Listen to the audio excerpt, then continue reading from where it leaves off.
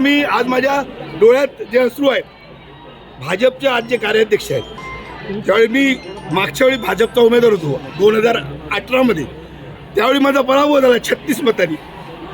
त्यावेळी रवी चव्हाण कणकोलीमध्ये आले आणि रडले. एकटा माणूस आज जसा मी रडतो तसे रडले. त्यांना वाईट वाटलं की हा संदेश पारकर इथं पराभूत झालाय. संदेश, अटल बिहारी वाजपेयी यांचं तू कविता लाव आणि पुढच्या वेळी तू निवडून आला पाहिजे. मी ती प्रेरणा घेतली आणि मी आज त्या ठिकाणी निवडून आलेलो आहे. आणि मी तुम्हाला म्हणजे विरोधकाचं सुद्धा मोठेपण सांगतो, जो माझ्यासाठी त्यांनी ताकद लावली, लढला माझ्यासाठी.